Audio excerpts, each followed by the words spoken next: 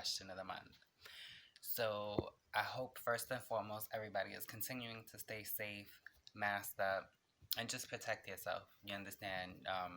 As we're getting into the colder months, this pandemic is not loosening up, and there's still not a vaccine out there. So let's just stay safe, not just for the benefit of ourselves, but also for the benefit of others.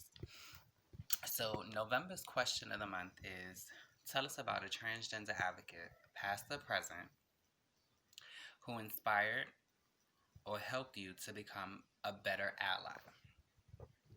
Now, it's funny because, like, it took me a little minute to answer this because um, it took me back. It made me, like, really think. In addition to thinking, like, I realized the person that I was thinking about, had a book. Well, has a book. So I kind of wanted to go out and purchase the book and start reading it before I actually, you know, gave my feedback, right? So, honestly, this took me back to like my early like youth, my teens and stuff like that when I used to go out to nightclubs.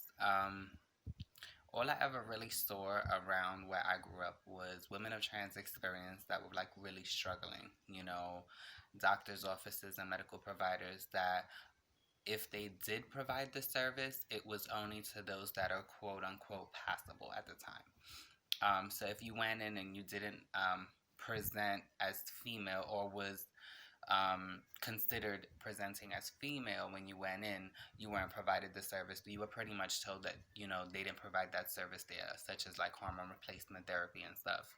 Even if it was through out of pocket, it still was told that I don't do that. So to see someone, in a different light was not really around my neighborhood. When I first started going out to nightclubs, I actually was able to see an entertainer by the name of Candace Kane. Like, and what blew me about her was she is a dancer, she's an actress, she's an advocate. Don't get me wrong, she's not a frontliner in the sense of like rioting or like being in a protest and stuff. But there's different forms of advocacy, right?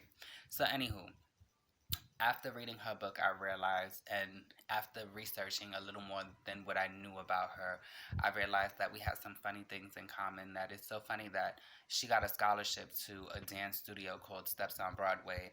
And at the time she got her scholarship, my cousin was working there. So I happened to visit there pretty often and possibly could have passed her in passing. Um, but this goes on to just like say that like thinking about she really influenced some of the things that I've done, and not just that, but how I've wanted to carry myself. Don't get me wrong, I want us to be very, very on point and say that my biggest role model of anybody is like my mother, my biological mother.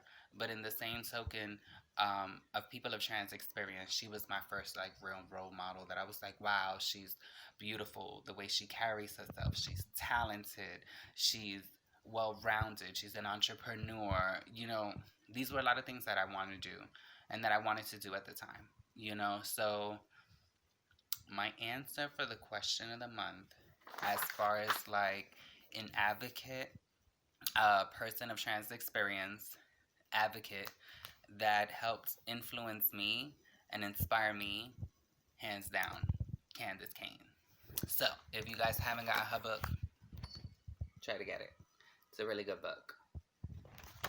Hope you guys have a great month. It's Thanksgiving at the end of the month. Please stay safe, social distance, continue to wear your mask.